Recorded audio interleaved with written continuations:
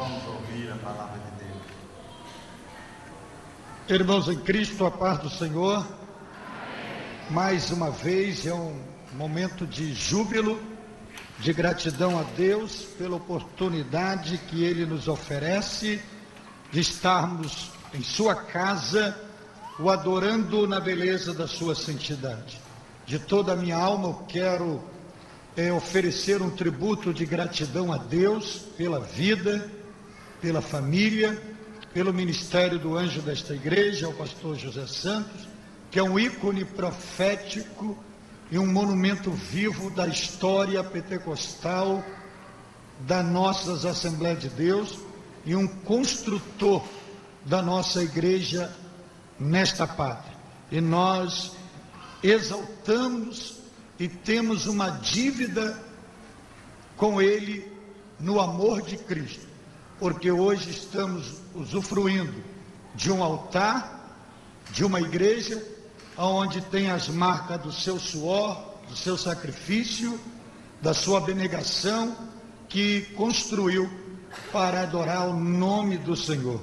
E nós agradecemos ao Senhor pela vida deste abnegado servo de Deus. Deixamos aqui o nosso respeito, a nossa gratidão aos santos homens de Deus que constituem o ministério da Assembleia de Deus da Penha, que ao lado do pastor José Santos, de uma forma honrosa, vivem semeando a palavra de Deus nesta cidade. E dentre eles aqui o nosso respeito ao pastor Matias, ao pastor Otiniel. Queremos deixar nossa gratidão ao pastor Silas Malafaia, este profeta da nossa geração, que por bondade tem sido um instrumento de Deus para abençoar a nossa vida. Todos quanto trouxeram a Bíblia Sagrada, abra sua Bíblia agora, por favor, no segundo livro da Bíblia. Abra sua Bíblia no livro de Êxodo. Abra sua Bíblia no livro de Êxodo. O Senhor tem uma palavra para a tua vida nesta noite. Êxodo capítulo 3. Êxodo capítulo de número 3. Êxodo capítulo de número 3, versículos de número 1 ao versículo de número 6. Se você achou esse texto da Bíblia Sagrada, celebre ao Senhor dizendo aleluia. Na versão bíblica que tem em mãos está escrito assim, a bendita palavra do Senhor. E apacentava Moisés o rebanho de Jetro, seu sogro, sacerdote em Midian, e levou o rebanho atrás do deserto e veio ao monte de Deus, a Horebe. E apareceu-lhe o anjo do Senhor em uma chama de fogo no meio de uma sarça, e olhou, e eis que a sarça ardia no fogo, e a sarça não se consumia. E Moisés disse: agora me virarei para lá, e verei esta grande visão, porque a sarça não se queima. E vendo o Senhor que se virara para lá a ver, bradou Deus a ele do meio da sarça, e disse: Moisés, Moisés. E ele disse: eis-me aqui.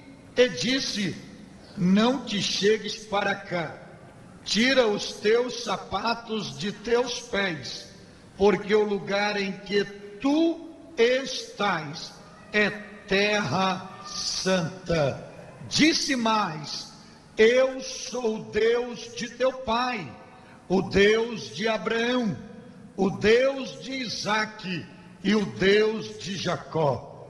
E Moisés encobriu seu rosto, porque temeu olhar para Deus. Amém.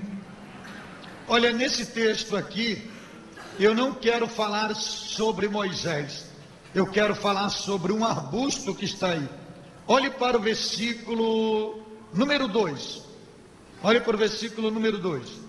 Apareceu-lhe o anjo do Senhor em uma chama de fogo no meio de uma, diga, sarça. Agora, conte quantas vezes vai aparecer a palavra sarça aí. Já apareceu a primeira, né? No meio de uma sarça. E olhou, e eis que, quantas vezes? Ardia no fogo. E o quê? E o quê? Quantas vezes? Não se consumia. Olha para o versículo 3. Moisés diz: agora me virarei para lá e verei esta grande visão, porque há, quantas vezes? Não se queima. E vendo o Senhor que se virava para lá a ver, bradou Deus a ele do meio da, quantas vezes? Ele disse: Moisés, Moisés, e ele disse: eis-me aqui. Hoje, muitos usam o capítulo 3 para falar sobre Moisés. Hoje eu não vou falar sobre Moisés, porque vocês estão cansados de ouvir sobre Moisés. Hoje eu vou falar sobre esta sarça. Falar porque ela aparece só nesse texto 5 vezes. Se uma palavra aparece na Bíblia, já é uma grande lição. Imagine quando Deus permite, através do Espírito Santo, ela aparecer mais de uma vez. Imagine quando ela aparece 5 vezes. Diga comigo: a sarça ardente de Deus. A sarça ardente de Deus. Pois bem, você vai olhar para essa sarça hoje e vai ver aqui o seu retrato. E eu vou mostrar a luz da Bíblia para você ter esta possibilidade de enxergar nela sua história de vida. Como os senhores bem observaram, aqui fala de um dos personagens, depois de Abraão, de grande destaque na Bíblia Sagrada antes de Jesus Cristo.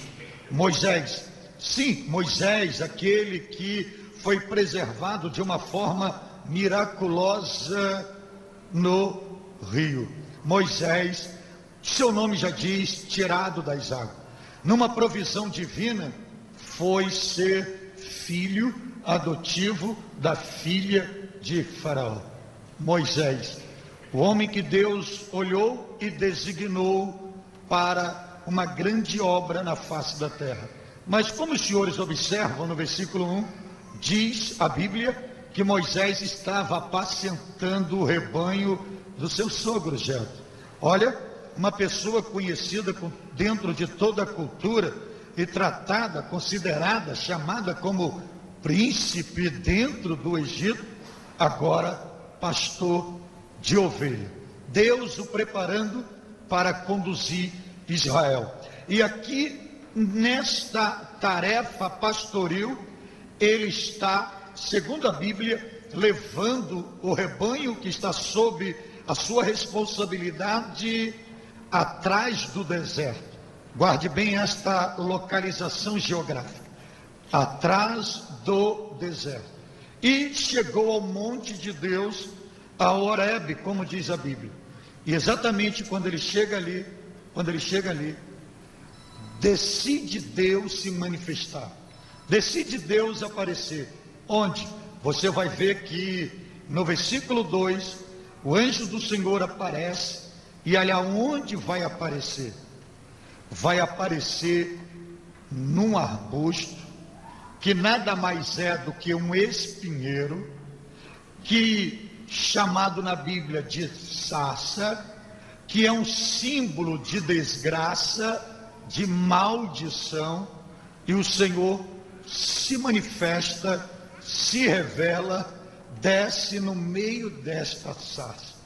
Um detalhe: o Senhor se revela a Moisés, mas não se revela na vida de Moisés. Quando se olha aqui para a Bíblia, você vê o Senhor se revelando a Moisés, mas na vida da sarça.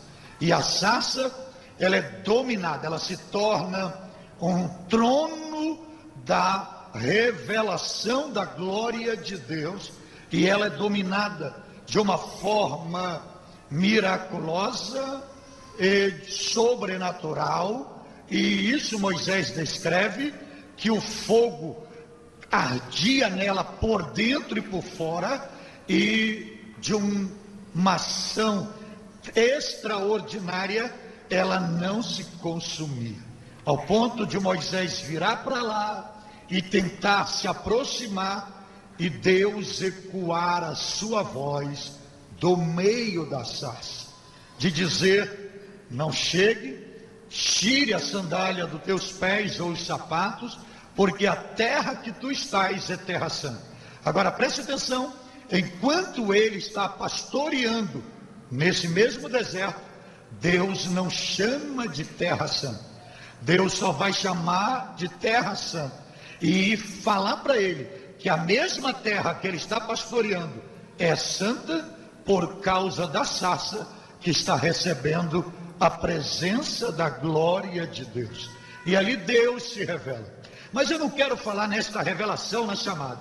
O que eu quero falar que tudo isso vai mudar a história de Moisés. Sabe por quê? Por causa de uma sarça.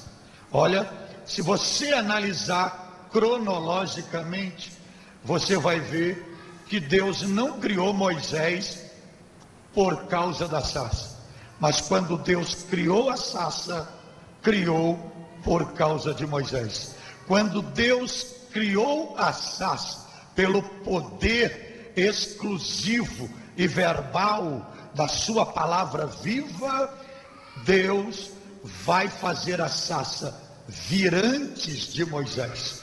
E a sarça, quando Deus a cria não só pensando no seu projeto criativo, mas pensando na vida de Moisés. E quando Deus manifesta a sua glória, o seu fogo, através do seu anjo na sarça, Deus está mostrando e transformando aquela sarça no espelho existencial da vida de Moisés. Deus está dizendo, você vai ver que a sarça, ela está num deserto, e a sarça é um arbusto sem valor, e Deus está dizendo para Moisés: esta sarça é você, e você só vai ter algum valor na terra quando a minha presença estiver dominando sua vida. Ou seja, sem a minha presença, tu não serás nada na face da terra. Outra grande lição aqui é que antes de Moisés contemplar o Monte Sinai fumegando, Deus o fez enxergar a sarça ardendo em fogo. Deus só vai lhe dar uma dimensão de vida melhor quando você souber priorizar as pequenas coisas. Deus nunca vai lhe colocar as grandes coisas na mão sem primeiro te dar experiência de valor com as pequenas coisas. Então Deus olhou para a sarça e desceu ali em sua glória e fez dela o espelho pessoal de Moisés. Agora, a grande lição que eu quero tirar aqui: talvez você nunca será um Moisés na vida, mas não se desespere e não se entristeça com isto, porque se você não for um grande Moisés, pelo menos, com certeza, você é uma sarça, e nesta sarça você passou a ter valor por causa da presença de Deus em sua vida.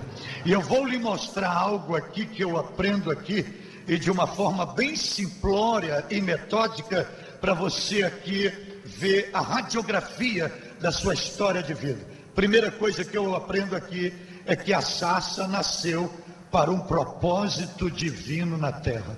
Você vai ver que quando Moisés chega no monte, a sarça já está lá. A sarça está primeiro do que Moisés. Moisés chega depois. Cronologicamente, a sarça foi criada antes de Moisés. Por que Deus criou aquela sarça? Deus projeta aquela sarça pensando lá no amanhã, no Monte Horebe, ter um encontro pessoal com Moisés.